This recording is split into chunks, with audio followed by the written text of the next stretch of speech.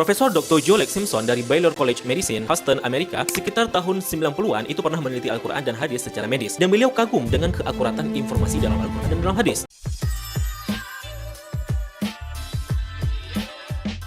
Profesor Dr. Joe Lex Simpson dari Baylor College Medicine, Houston, Amerika, sekitar tahun 90-an itu pernah meneliti Al-Quran dan hadis secara medis. Dan beliau kagum dengan keakuratan informasi dalam Al-Quran dan dalam hadis. It follows, I think, that not only is there no conflict between genetics and religion, but in fact, religion may guide science by adding revelation to some of the traditional scientific approaches. That there exist statements in the Quran shown centuries later to be valid, which support knowledge in the Quran having been derived from God. Thank you very much. Nah, untuk fakta sains dalam Al-Quran lainnya dapat teman-teman baca di buku ini. Klik link komentar sama di samping video ini. Oke, jadi seperti yang teman-teman dengar sendiri bahwa Abang ini mengatakan Prof. Simpson itu pernah meneliti Al-Quran dan hadis secara medis tahun 90-an, dan katanya Prof. Simpson itu kagum dengan keakuratan informasi dalam Al-Quran dan hadis. Saya tentu saja tahu bahwa Abang ini hanya mengutip apa yang disampaikan dalam bukunya Zakir Naik, dan asumsi saya sepertinya Abang ini hanya menelan mentah-mentah apa yang dia baca dalam bukunya Zakir Naik tanpa melakukan yang namanya verifikasi.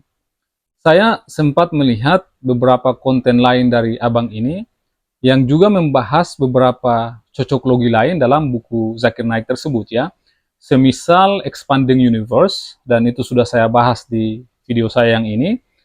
Kemudian juga soal gravitasi yang katanya ditemukan jauh lebih dulu oleh ilmuwan muslim sebelum Isaac Newton.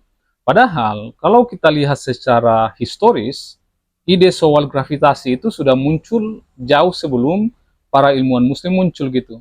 Nah, itu juga sudah saya bahas di video saya yang sebelumnya ya. Kalau misalnya teman-teman tertarik untuk menontonnya, silahkan cek link yang ada di deskripsi video ini. Nah, balik lagi ke klaim Abang ini soal Profesor Simpson.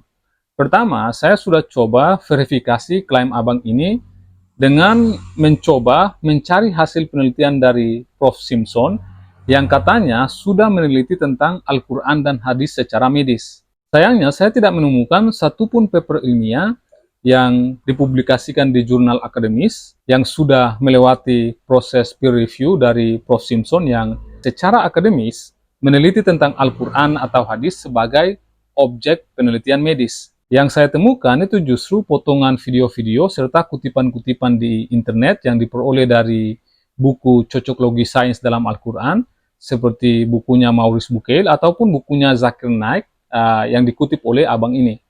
Jadi sejauh ini saya belum menemukan hasil penelitian medis apapun dari Prof. Simpson soal Quran dan hadis. Ingat ya teman-teman bahwa dalam dunia ilmiah penelitian itu harus bisa dilacak, harus ada publikasinya, metodologinya, datanya, dan harus bisa diuji ulang oleh ilmuwan lain. Bukan sekedar potongan video atau testimoni dalam sebuah seminar. Tapi kalau misalnya teman-teman cari di internet dan menemukan link jurnal dari Profesor Simpson yang katanya meneliti Al-Quran secara medis pada tahun 90-an, seperti yang diklaim oleh Abang ini, mungkin bisa kasih linknya di kolom komentar.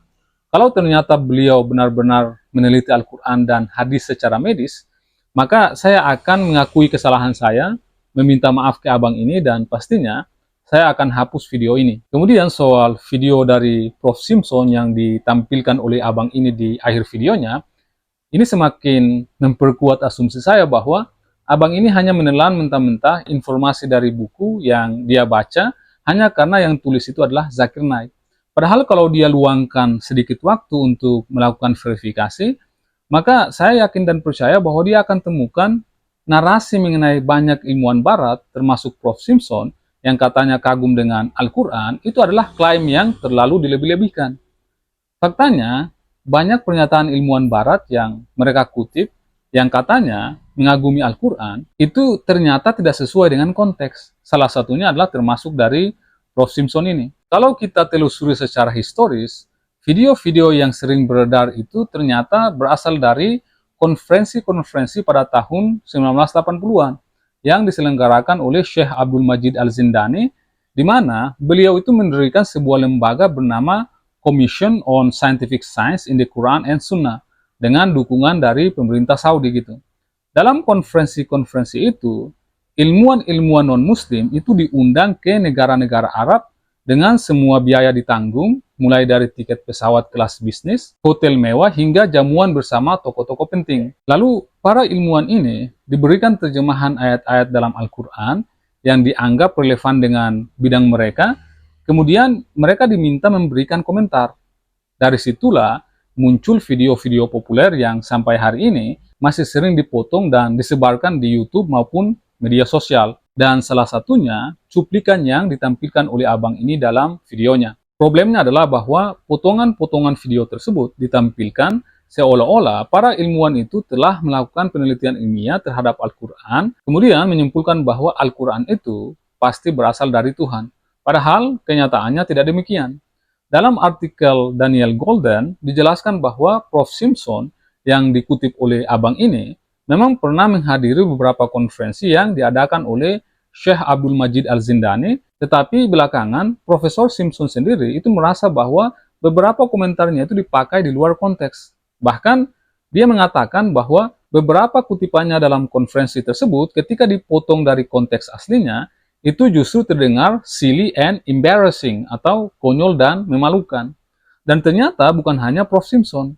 Kalau teman-teman nonton video interview terhadap ilmuwan-ilmuwan yang hadir pada saat conference itu di channel This is the Truth Uncut, beberapa ilmuwan yang videonya sering dipakai dalam narasi mujizat sains dalam Al-Quran itu sudah memberikan klarifikasi. Misalnya ada Tom Armstrong, William Hay, Alfred Kroner, and Alison Palmer. Mereka menjelaskan bahwa ucapan mereka itu dipotong, dibesar-besarkan, bahkan direpresentasikan tidak sesuai konteks oleh panitia konferensi. Jadi, teman-teman, disinilah pentingnya verifikasi. Karena publik itu seringkali hanya diperlihatkan cuplikan 10 detik seorang profesor berkata misalnya, this is amazing, this is interesting, lalu langsung dibuat narasi seolah-olah seluruh komunitas ilmiah barat telah mengakui Al-Quran sebagai kitab yang paling sesuai dengan sains. Inilah yang kemudian memicu orang-orang skeptis untuk memverifikasi klaim itu langsung dari sumbernya, yakni ilmuwan yang hadir di konferensi itu. Dan setelah para ilmuwan ini ditanya soal maksud dari statement yang mereka sampaikan di konferensi itu, ternyata banyak dari mereka itu justru mengatakan bahwa ucapan mereka itu digunakan atau dimanfaatkan tidak sesuai dengan konteks. Nah, inilah yang selalu saya tekankan kepada teman-teman muslim yang selalu ingin menunjukkan bahwa agama kita itu yang paling saintifik, dengan menghubungkan sains dengan agama kita ataupun para ilmuwan untuk memvalidasi keyakinan kita sendiri. Saya percaya bahwa niat teman-teman itu sangat bagus ya, yakni untuk meningkatkan keimanan umat muslim itu sendiri dengan membuat klaim bahwa agama kita, Islam, itu sudah divalidasi oleh sains maupun ilmuwan itu sendiri. Masalahnya, saking pengennya teman-teman membuat agama Islam ini terlihat saintifik, sampai-sampai teman-teman harus membuat klaim-klaim yang terlalu berlebihan dan tidak pernah melakukan cross-check terhadap klaim ataupun informasi yang teman-teman sampaikan di publik. Karena klaimnya itu terdengar terlalu berlebihan, maka seperti yang sudah saya katakan sebelumnya bahwa orang-orang di luar Islam itu pasti akan skeptis dan mereka akan mempertanyakan itu. Kemudian tentu saja mereka akan melakukan verifikasi. Ternyata setelah dilakukan verifikasi, apa yang teman-teman klaim itu tidak sesuai dengan sains dan hanya sekedar cocok logi belaka. Dan narasi soal ilmuwan-ilmuwan yang kagum dengan Quran itu hanya dilebih-lebihkan karena ternyata statement dari para ilmuwan itu dipelintir dan digunakan tidak sesuai dengan konteks. Dan menurut saya, ini bukan lagi soal siapa yang benar atau siapa yang salah. Ini soal kejujuran intelektual. Masa demi membuat agama Islam terdengar paling sesuai dengan sains, kita itu justru malah menyebarkan misinformasi dengan memotong konteks video dari para ilmuwan demi mempromosikan agama kita. Bagi saya itu tindakan yang tidak sehat ya dalam dunia akademik. Menurut saya, tindakan-tindakan seperti ini itu bakal jadi pedang bermata dua. Di satu sisi, misinformasi yang kita sebarkan mungkin akan membuat orang-orang nyaman dan bangga, lalu membuat iman mereka terasa semakin kuat. Tapi ya, itu hanyalah kebanggaan sesaat. Karena misinformasi seperti ini biasanya hanya bekerja untuk audiens yang awam terhadap sains atau orang-orang yang memang terlalu sibuk bekerja dan tidak punya waktu luang untuk memverifikasi informasi yang mereka terima. Sementara bagi orang-orang yang skeptis, kritis, dan tentu saja mau meluangkan waktu untuk memverifikasi ulang klaim-klaim yang kita buat, mereka itu bakal menemukan fakta yang justru bertentangan dengan klaim-klaim kita itu sendiri. Dan itu bagi saya justru secara tidak langsung merusak citra Islam itu sendiri. Orang-orang yang tadinya tertarik pada Islam melalui jalur cocok logi, itu mungkin bisa kembali ragu karena mereka bakal sadar bahwa dasar yang kita gunakan untuk meyakinkan mereka itu ternyata sangat rapuh dan banyak sekali celahnya untuk dibantah. Di sisi lain, orang-orang di luar Islam juga bisa semakin meremehkan Islam itu sendiri dan menganggap bahwa ya umat Islam ini hanya sibuk mengklaim tanpa benar-benar memahami sains yang mereka bicarakan. Jadi bagi saya, alih-alih kita terus sibuk mencari pembenaran ilmiah secara paksa ataupun mencocok-cocokkan ayat dengan teori yang belum tentu relevan, kenapa kita sebagai umat muslim tidak fokus mengharumkan nama Islam, nama bangsa kita Indonesia, melalui kontribusi nyata kita dalam bidang sains, pendidikan, teknologi, dan tentu saja kemanusiaan gitu. Karena sains itu milik semua orang. Sains itu tidak peduli ras, agama, suku, ataupun budaya seseorang. Hukum gravitasi itu tetap bekerja baik pada orang muslim ataupun non-muslim. Penemuan vaksin itu bermanfaat untuk semua manusia tanpa melihat keyakinannya. Dan kemajuan teknologi lahir dari kerja keras, kejujuran data, serta keberanian kita untuk mengakui kesalahan. Pada akhirnya, kejujuran intelektual itu jauh lebih berharga daripada membuat orang terkesima dengan kebohongan. Karena ilmu pengetahuan itu berkembang melalui keberanian untuk mengakui kesalahan, bukan melalui keberanian untuk memelintir kenyataan. Oke, saya kira cukup sekian. Saya Muin Banyal. Salam apapun itu untuk ilmu pengetahuan dan jangan mati sebelum meninggalkan karya.